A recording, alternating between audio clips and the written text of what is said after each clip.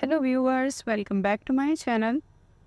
आज हम 11th class का चैप्टर नंबर 1 स्टार्ट कर रहे हैं, इकोनॉमिक्स का। और ये NCERT बुक का चैप्टर है, न्यू सिलेबस है।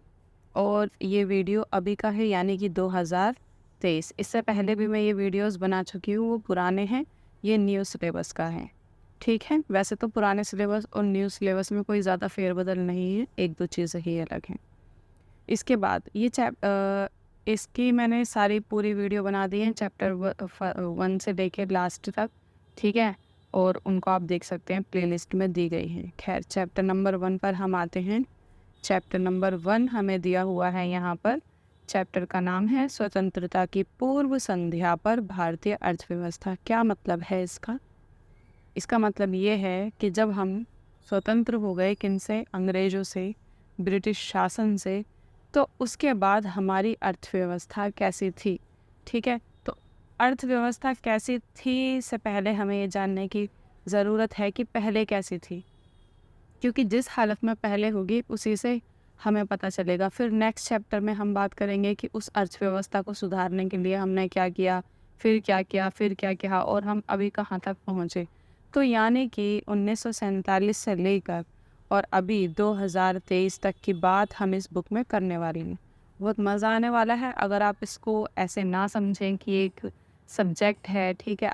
अगर आप समझें कि हम अपने देश के बारे में पढ़ रहे हैं, कि हम आज ऐसी स्थिति में क्यों हैं, सरकार क्या-क्या कर रही है, और सरकार जो कर रही है वो वर्क क्यों नहीं कर रहा, कितना कर रहा है। अगर मतलब आप इस तरीके से समझेंगे ना कि ये हमारी लाइफ का एक हिस्सा है, जैसे कि हम बाकी कहानियाँ सुनते हैं, तो आपको चैप्टर में बहुत मज़ा आने वाला है। नहीं तो अगर आप ऐसे ही पढ़ते रहेंगे तो कुछ मज़ा नहीं आएगा, ना ही समझ में आएगा। फिर तो ऐसे ही लगेगा कि क्या है ये, हम क्या पढ़ रहे हैं, क्यों पढ़ रहे हैं फालतू में, ठीक है। तो कोशिश करना, ओके। और वीडियो थोड़ा-सा लंबा हो जाएगा, बिकॉज़ बड़े-बड़े चैप्टर हैं और इसमें मुझे नहीं लगता कि कोई भी चीज़ स्किप कराने वाली है। सब कुछ इम्पोर्टेंट है, अच्छा खासा।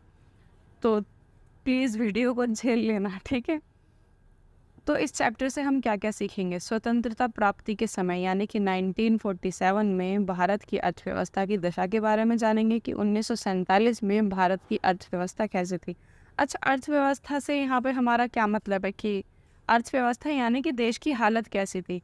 हालत किस चीज़ की हालत? हमारा रहन-सहन, हमारा आयात-निर्यात, हम किस देश से क्या मँगाते थे, हमारे यहाँ कौन से उत्पादन होता था, क्या बनता था, हम क्या खरीदते थे, क्या बेचते थे, हमारा पूरा जो सिस्टम है वो कैसे चलता था, ठीक है। ये है अर्थव्यवस्था। और भारतीय अर्थव्यवस्था को अल्प विकास तथा गत्यावरोधक की स्थिति में पहुंचा देने वाले कारकों से परिचित होंगे कि हमारी जो अर्थव्यवस्था है ये इतनी बेकार कैसे हो गई, आखिर ये इस स्थिति में कैसे पहुंची। भारत को तो सोने की चिड़िया कहा जाता था ना। तो हम आ जाते हैं यहाँ पे। भारतीय अर्थव्यवस्था की वर्तमान संरचना कोई आज की नहीं है, इसका इतिहास बहुत पुराना है। इसके मूल सूत्र तो इतिहास में बहुत गहरे हैं, विशेष रूप से उस अवधि में जब 15 अगस्त 1947 को स्वतंत्रता प्राप्ति के पूर्व 200 वर्षों तक ब्रिटिश शासन के अधीन था। ब्रिटिशर्स ने हमारे देश पर तकरीबन 200 साल राज किया। और उन 200 साल बहुत होते हैं किसी की हालत ख़राब करने के लिए, किसी का सिस्टम ख़राब करने के लिए, इन सब चीज़ों के लिए। उससे पहले यहाँ राजाओं का राज था। कभी हिंदू राजाओं का राज हुआ, कभी मुस्लिम शासक मुस्लिम राजाओं का राज हुआ, कभी दूसरी कम्युनिटीज़, कभी कोई राजा आ गया। तो उससे पहले भारत क्या पूरी दुनिया की हालत यही थी कि एक राजा होता था, उसने कुछ साल शासन किया, फिर दूसरा आ गया, फिर वो बैठ गया, उसने उसको हरा दिया, ये सब चलता रहता था। तो ये सिर्फ भारत में नहीं था, ये तो पूरी दुनिया में था। लेकिन अंग्रेज़ों के आने के बाद राजाओं वाला हिस्सा तो ख़त्म हो गया। तो आपको क्या लगता है कि राजा तब नहीं थे, तब भी थे, लेकिन राजा ऐसे बढ़ गए थे। मान लो ये पूरा हिस्सा है, यहाँ कोई और राजा, यहाँ कोई और राजा, यहाँ कोई और राजा, मतलब 500 से भी ज़्यादा रियासतें थी। हर एक कॉलोनी का एक छोटा सा राजा बना हुआ बैठा है। राजा क्या करते थे, जैसे कि आमतौर पर सभी राजा करते हैं, अपने खाने पीने का ध्यान रखना, ठीक है, मुजरा कराना और ये सब। वो पहले वाली तो बातें ही नहीं थी। बस अपना यही ध्यान रखना कि हमारा टैक्स वसूली करना और अपने मज़े मारना, ठीक है। जनता का कोई ध्यान नहीं। तो पहले भी हालत बुरी थी, लेकिन फिर भी उतनी बुरी नहीं थी जितनी कि इनके राज में हो गई। तब ये तो था कि टैक्स इतना नहीं था कि लोग बिल्कुल ही पागल हुए पड़े थे देते-देते। और उस टाइम लोग आयात निर्यात में बहुत अच्छे थे, दूसरे देशों से कपड़ा बेचा करते थे और दूसरे देशों से उसके बदले में बहुत महंगी चीज़ें जैसे कि सोना चांदी और महंगे पत्थर जैसे कि हीरे वीरे ये सब चीज़ें लिया करते थे, तो बहुत अच्छा था, इतना भी बुरा नहीं था। लेकिन जब अंग्रेज़ों का शासन हो गया तो उस टाइम बहुत सारे राजा थे और उनको कोई फ़र्क नहीं पड़ता था इतना ख़ास। वो अंग्रेज़ अपना शासन कर रहे थे, बस उनको तो अपना खर्चा पानी चलाना था राजाओं ने, तो उनका इतना बड़ा कोई उस टाइम वो नहीं था कि कोई अच्छा सा राजा होता। खैर, हम आ जाते हैं अपनी इसी वाली बात पर। औपनिवेशिक शासन का मुख्य उद्देश्य क्या था? अंग्रेज़ यहाँ पर क्यों आए थे? उनका मुख्य उद्देश्य था भारत को एक कच्चे माल का निर्यातक बनाना और प्लस भारत को ही एक बाज़ार भी बनाना। समझिए कैसे? यहाँ पे यहीं के लोगों से खेती कराएंगे, किसकी? पटसन की, जूट की, अफ़ीम की, इन सब की खेती कराएंगे। यहाँ से माल भेजेंगे कहाँ पर? इंग्लैंड, ठीक है? इंग्लैंड भेजेंगे। अब यहाँ से भेजेंगे 2 रुपए किलो में, जबकि हम 5 रुपए किलो भी बेच सकते हैं। लेकिन वो टैक्स इतना मोटा लगा देंगे कि 2 रुपए किलो से ज़्यादा जाएगा ही नहीं। वो भी खुद ही खाएँगे टैक्स भी। फिर इसी माल का एक टी-शर्ट बनाएँगे, मतलब ये सिर्फ़ एक समझाने के लिए। फिर इस टी-शर्ट को वापस से लाके इंडिया में बेचेंगे और फिर इस टी-शर्ट की कीमत कर देंगे 20 रुपए। और इससे सस्ती टी-शर्ट हमें अपने देश में मिलेगी भी नहीं, क्योंकि उस टाइम सब काम हाथ से किया करते थे और वो बनाएंगे मशीन से। और उनको सस्ता इसलिए पड़ेगा क्योंकि कच्चा माल भी यहीं से ले रहे हैं सस्ते में। तो वो यहाँ पर इसलिए आए थे कि भारत को कच्चे माल का निर्यातक बनाया जा सके, प्लस एक बाजार भी बनाया जा सके। मतलब दोनों तरीके से लूटेंगे। बड़े तेज थे भाई। औपनिवेशिक शासन के अंतर्गत निम्न स्तरीय आर्थिक विकास की दर इतनी कम क्यों थी? ये तो देखो अब क्वेश्चन ही नहीं आता कि सिंपल सी बात है, जब वो लूटने के लिए ही आए थे तो विकास कहाँ से होता?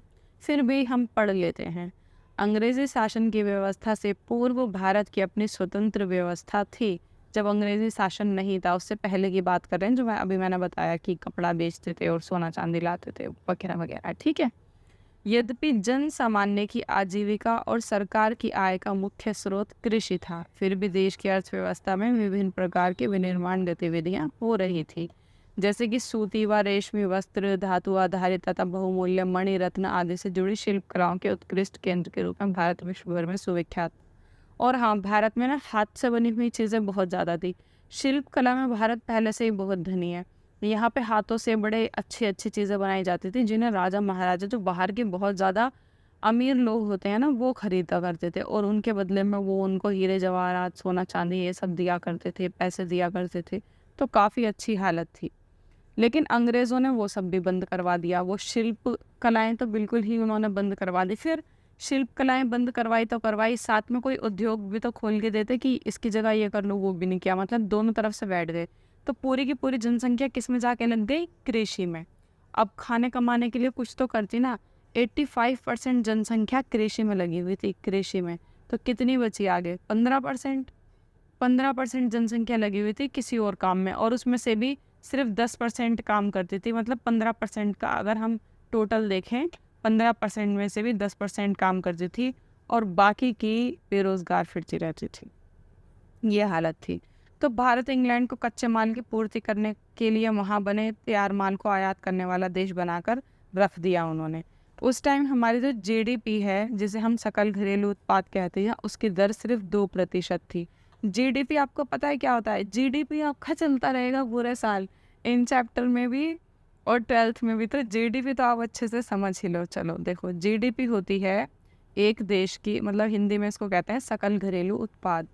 एक देश ने पूरे साल में, ठीक है, पूरे एक साल में कितना कमाया वो इसमें देखा जाता है। मतलब पूरे देश की कमाई जोड़ी जाती है। तो क्या करते हैं, जैसे ये एक व्यक्ति है, ये दूसरा व्यक्ति, ये तीसरा व्यक्ति, इसने इसको चीज़ बेची 2 रुपये की, इसने इसको चीज़ बेची 3 रुपये की। तो ये जो लास्ट वाला व्यक्ति है ना, इसने मान लो 1 रुपया कमाया, तो इन दोनों का नहीं जोड़ा जाएगा। जो लास्ट वाला व्यक्ति है ना, तो इनको हम कहते हैं अंतिम उपभोक्ता या फिर अंतिम विक्रेता। तो जो अंतिम होता है उसकी चीज़ें जोड़ी जाती हैं, ठीक है, उसकी आय जोड़ी जाती है, जो अंतिम विक्रेता होता है। क्योंकि सबकी जोड़ेंगे तो इसी में सबका प्रॉफिट निकल गया। उनको जोड़ जोड़ के, जैसे मान लो 2 रुपये इसने कमाए, 2 रुपये इसने और 4 रुपये एक जने ने, ऐसा करके तो ये हो गए 8 रुपये। तो जीडीपी हमारी 8 हो गई, ठीक है, 8 रुपये हो गई। अब समृद्धि क्या होती है, जीडीपी की समृद्धि, जैसे इस बार 8 रुपये थी, अगले साल हम देख रहे हैं अगले साल 10 रुपये हो गई, उसके अगले साल 12 रुपये हो गई। तो अगर बढ़ रही है, कितनी बढ़ रही है और कितनी घट रही है, वो हो गई उसकी समृद्धि। यहाँ तक क्लियर है। तो अब देखो जीडीपी की जो समृद्धि थी ना, वो उस टाइम 2% से भी कम थी। कभी 1% बढ़ रही है, कभी 1.5%, कभी 2%, कभी मतलब उतनी की उतनी ही है। तो इससे पता चलता है कि देश कितना ग्रो कर रहा है। इसका मतलब कुछ ग्रो ही नहीं कर रहा था। इससे ये नहीं होता कि मतलब देश में गरीबी दूर होती है, नहीं, इससे गरीबी दूर नहीं होती। क्योंकि ऐसा होता है, जीडीपी तो ये बताती है ना, हो सकता है कि जीडीपी जो बढ़ रही है वो किसी एक धनी व्यक्ति की वजह से बढ़ रही हो, उसको करोड़ों का प्रॉफिट हो गया हो। ज़रूरी थोड़ी है कि गरीबों की वजह से ही बढ़ रही होगी। तो इससे इस चीज़ का कोई लेना देना नहीं है कि जीडीपी बढ़ती है तो देश का कल्याण होता है, नहीं। जीडीपी बढ़ती है तो देश की अर्थव्यवस्था बढ़ती है। लेकिन ये मत समझना इससे कि इससे कल्याण होता है। बिकॉज देखो, ये चीज़ मैं आपको अभी समझा देती हूँ, आने वाले चैप्टर्स में भी है। जैसे कि मान लो ये एक व्यक्ति है, ये एक व्यक्ति है, ये एक व्यक्ति है। इसने 2 रुपये कमाए, इसने 3 रुपये कमाए और इसने 50 रुपये कमाए। तीनों को जोड़ दो जीडीपी के लिए, 50 और 3 53, 53 और 2 55, टोटल हो गई 55।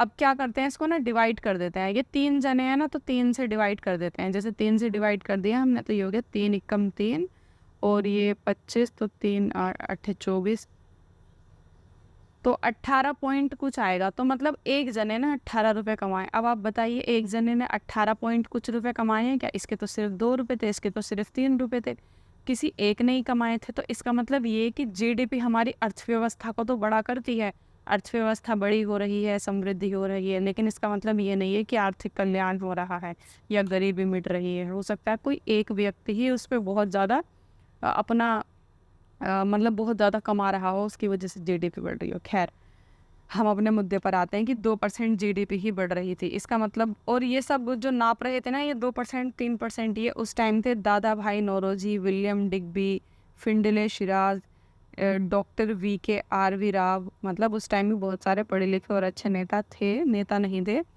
लेकिन इन चीज़ों पर ध्यान दे रहे थे कि हमारे देश में क्या चल रहा है, जिनकी वजह से देश आज़ाद हुआ बाद में। फिर हम आते हैं कृषि क्षेत्र पर। तो ब्रिटिश उपनिवेशिक शासन के अंतर्गत भारत मूलतः एक कृषि अर्थव्यवस्था ही बना रहा। मतलब सिर्फ कृषि होती थी, कृषि के अलावा कोई काम नहीं होता था। बहुत छोटे लेवल पे बाकी के काम होते थे। 85% जनसंख्या गांव में रहती थी और कृषि में लगी हुई थी। लेकिन फिर भी देखो, अगर कृषि ही हो रही है तो कम से कम उसमें ही उत्पादकता का जो लेवल है वो थोड़ा ऊंचा हो जाता। अगर कोई एक ही काम कर रहे हैं तो उसमें ही महारत हासिल कर लो, लेकिन उसमें भी कोई महारत नहीं थी। क्यों? क्योंकि ना तो कोई भूमि व्यवस्था थी और ना कृषि की उत्पादकता इसलिए नहीं थी, सिंचाई के साधन नहीं थे, बिजली नहीं थी, ठीक है, अच्छे बीज नहीं थे, ना मिट्टी में कोई उर्वर शक्ति थी, जैसे कि आजकल HYV बीज और यूरिया वगैरह, इन सब चीज़ों का और बहुत सारी खाद का, उर्वरक का इस्तेमाल किया जाता है, तब वो सब भी नहीं थी। और फिर प्लस उनके पास कोई टेक्निक भी नहीं थी और कोई प्रशिक्षण भी नहीं था, कोई बताने वाला भी नहीं था, ठीक है, कुछ भी नहीं था। और अंग्रेज़ इस चीज़ पे ध्यान नहीं देते थे, क्योंकि उन्हें तो सिर्फ अपने कच्चे माल से फ़र्क पड़ता था कि उनको मिल रहा है, ठीक है, कच्चा माल नहीं मिला तो वो बौखला जाते थे, बस उनको कच्चा माल दे दो। आज के समस्त पूर्वी भारत में, जो उस समय बंगाल प्रेसिडेंसी कहा जाता है, पूर्वी भारत, उस टाइम उसको कहते थे बंगाल प्रेसिडेंसी, लागू की गई थी। जमींदार व्यवस्था में तो कृषि कार्यों से होने वाले समस्त लाभ को जमींदार ही हड़प लेते थे। वहाँ पे जमींदार प्रथा थी, ऐसे पूरे देश में थी, उधर ज़्यादा होगी। किसानों के पास कुछ नहीं बच पाता था, जो भी बचता था उसको जमींदार ही हड़प लिया करते थे, क्योंकि ऐसा कर रखा था अंग्रेज़ों ने। अंग्रेज उनको पैसा दिया करते थे ऐसा करने का। राजस्व व्यवस्था की शर्तों की जमींदार भी ऐसा इसलिए करते थे, अगर जमींदार ऐसा नहीं करते थे तो जमींदारों को भी मतलब हटा दिया जाता था। फिर जमींदार सोचते इससे अच्छा ऐसे ही काम कर लो, कम से कम फ्री फंड में खाने को लिए तो मिल रहा है, कमाई तो हो रही है। उर्वरक इन सब का उपयोग नहीं किया जाता था, जैसे कि मैंने अभी बताया।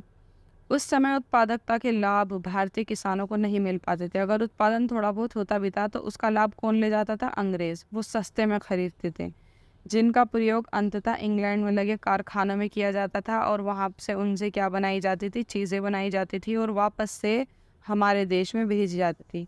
कृषि क्षेत्र में निवेश करने के लिए ना ही संसाधन थे, न तकनीक थी और ना ही कोई प्रेरणा, जैसे कि अभी मैंने बताया।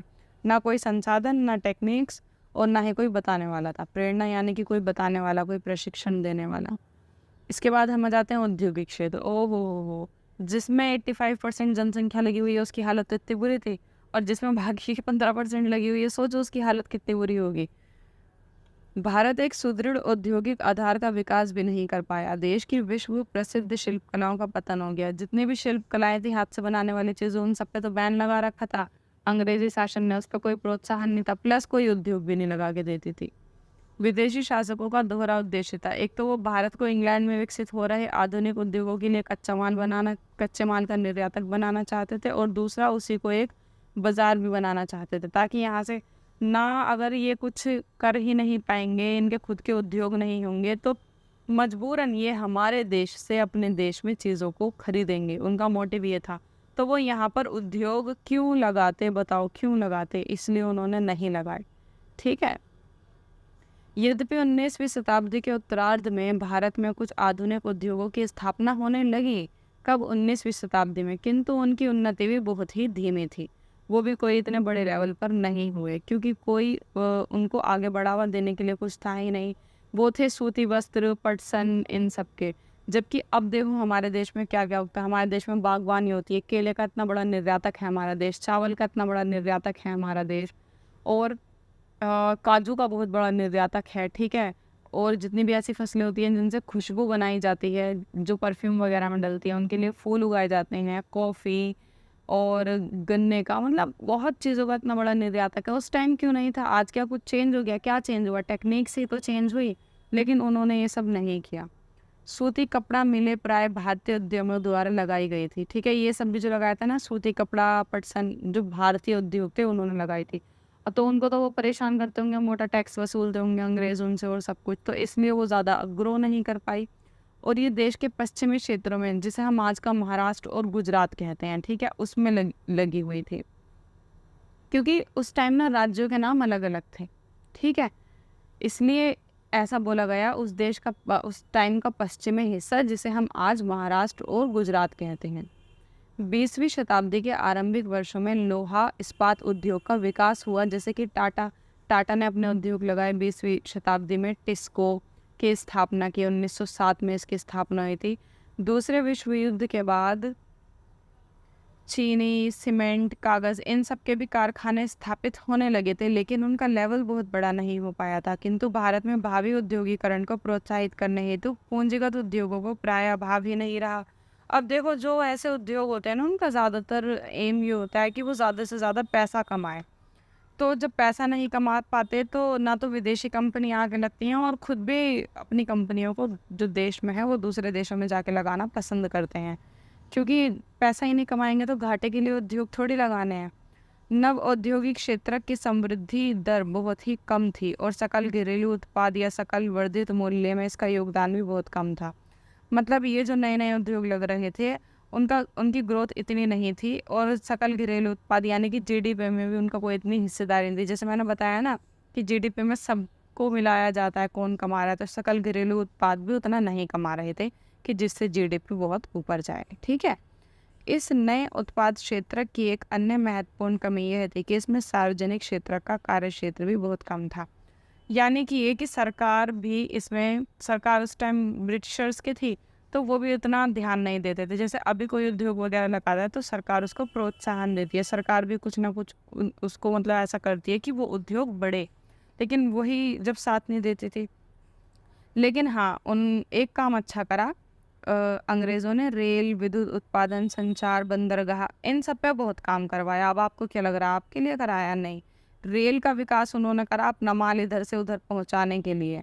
ठीक है। विद्युत उत्पादन भी उन्होंने अपने उद्योगों के लिए करा। संचार भी उन्होंने इसलिए करा ताकि पूरे देश में जो उनका प्रशासन है वो जमा रहे, सूचना यहाँ से वहाँ पहुँचा दें कि यहाँ पे तो ये वाला आंदोलन हो रहा है, जल्दी से रोक लो, इस टाइप की बातें करने के लिए।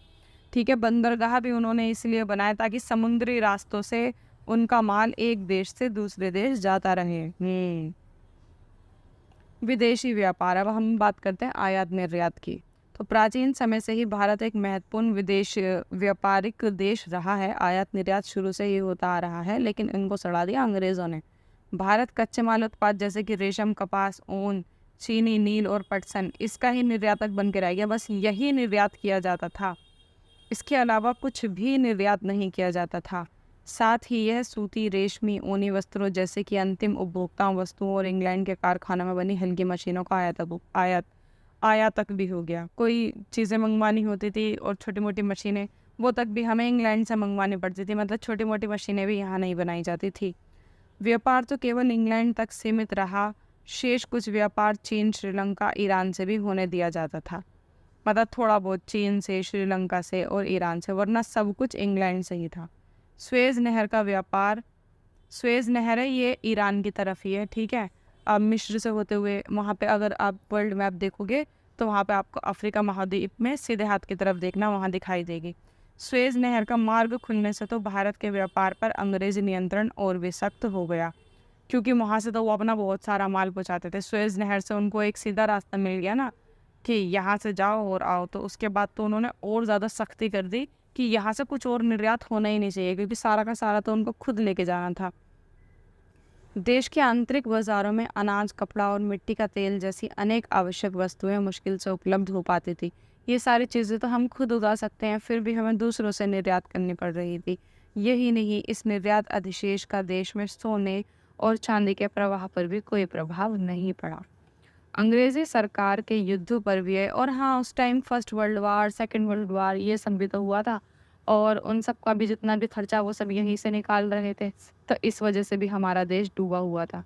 जननांकीय परिस्थिति, ब्रिटिश भारत की जनसंख्या के विस्तृत ब्यौरे सबसे पहले 1881 की जनगणना में हुआ। 1881 में एक जनगणना हुई थी पहली बार भारत में। देखो वो जनगणना इतनी अच्छी तो तरीके से तो नहीं थी कि उन्होंने इस बेस पे की हो कितने पढ़े लिखे हैं, कितने क्या काम करते हैं, मतलब कुछ उसमें बहुत सारी खामियां रही होंगी क्योंकि इतने पुराने टाइम की बात है, लेकिन फिर भी उसकी कुछ विषमताएं भी थी। लेकिन बाद में प्रत्येक 10 वर्ष में हर बार मतलब जनसंख्या होती थी। वर्ष 1921 के पूर्व का भारत जननांग संक्रमण के प्रथम सोपान में था।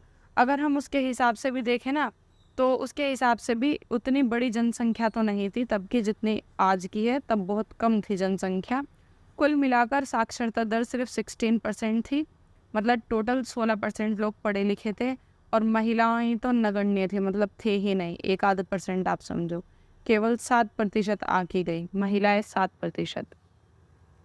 जन स्वास्थ्य सेवाएं तो अधिकांश को सुलभ ही नहीं थी। जन स्वास्थ्य सेवाएं जैसे कि पीने का साफ पानी, घरों में पानी आ रहा है, अगर बीमार हो गए तो गवर्नमेंट हॉस्पिटल या डिस्पेंसरी वगैरह चले गए, इन्हें बोलते हैं जन सुविधाएं। सड़कें, स्कूल, तो ये तो थी ही नहीं, और जो थी वो पर्याप्त नहीं थी, बहुत कम थी। परिणाम स्वरूप जल और वायु के सहारे फैलने वाले जो संक्रमण होते थे वो बहुत तेजी से फैलते थे, क्योंकि उनको रोकने का कोई साधन नहीं था, हॉस्पिटल नहीं थे, ये सारी चीज़ें नहीं थी। इसीलिए सकल मृत्यु दर का जो रेशो है वो बहुत ऊपर था। सकल मृत्यु दर बहुत ज़्यादा थी, मतलब बहुत ज़्यादा लोग ख़त्म हुआ करते थे। आपने देखा होगा कि हमारे दादा परदादा के ज़माने में लोगों के 15-15 बच्चे, 10-10 बच्चे, वो इसीलिए लोग पैदा करते थे क्योंकि बहुत सारे बच्चे ना बचपन में ही ख़त्म हो जाया करते थे। और जब बहुत सारे लोग 20-20 साल हो के ख़त्म हो जाया करते थे, 15-15 साल के, मतलब उनके बुढ़ापे तक आते आते 2-3 ही बचते थे। तो इसमें उनकी कोई गलती नहीं है, मतलब उस टाइम का टाइम ही ऐसा था। खैर अभी मतलब बताने में इतना अजीब नहीं लग रहा, लेकिन सोच के देखो कि उनके लिए वो टाइम कितना मुश्किल होगा, अपनी ही औलादों को ख़त्म होते हुए देखना, वो भी मतलब बड़े होते हुए। तो मृत्यु दर बहुत ज़्यादा थी क्योंकि बीमारियों का प्रकोप था, और जन स्वास्थ्य सेवाएं नहीं थी। आपको मैं बता दूं, जैसे शिशु मृत्यु दर आज के टाइम में 33 प्रति हज़ार है। 33 प्रति हज़ार यानी कि प्रत्येक 1000 बच्चे जो पैदा होते हैं, लगभग उसमें से 33 बच्चे ख़त्म हो जाते हैं। उस टाइम ये आंकड़ा 218 था, यानी कि 1000 बच्चे अगर पैदा होते थे तो लगभग 218 उसमें से ख़त्म होने ही होने थे। सोचो कितनी ऊंची मृत्यु दर थी।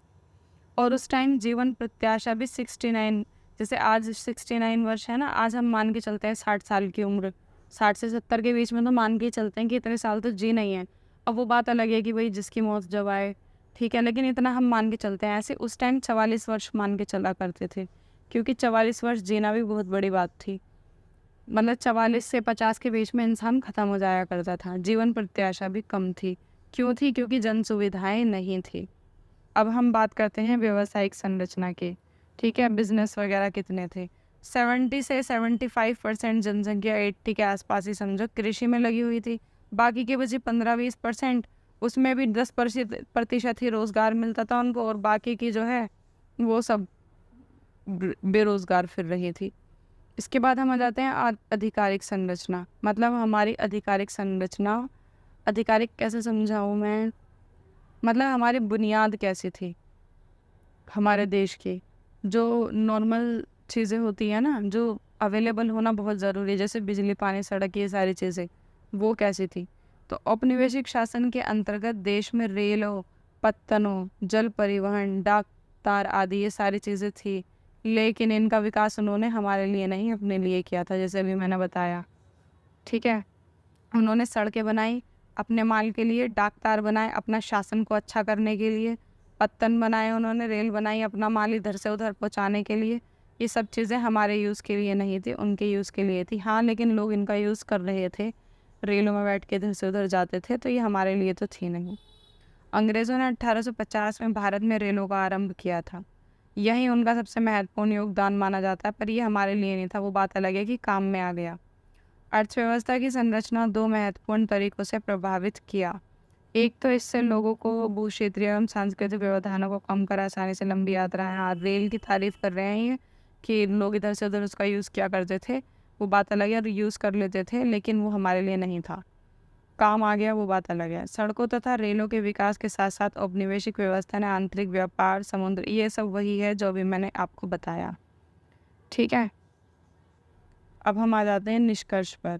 स्वतंत्रता प्राप्ति तक 200 वर्षों तक विदेशों ने हम पे, मतलब विदेशियों ने शासन किया, अपनी पूरी पैठ बना ली, उन्होंने सब कुछ लूट कर ले गए, जिसकी वजह से हमारी जो जीडीपी दर है वो काफ़ी स्लो रही। हमें समझने में कई साल लग गए, लगभग 30-40 साल तो हमारा मुद्दा सिर्फ गरीबी था।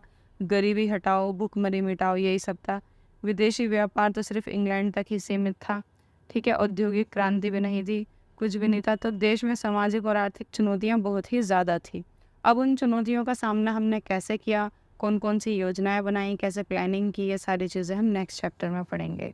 आई होप आपको मज़ा आया होगा, बोर नहीं हुए होंगे। ठीक है, वैसे बोर हो ही गए होंगे। मिलते हैं नेक्स्ट वीडियो में। जय हिंद, जय भारत।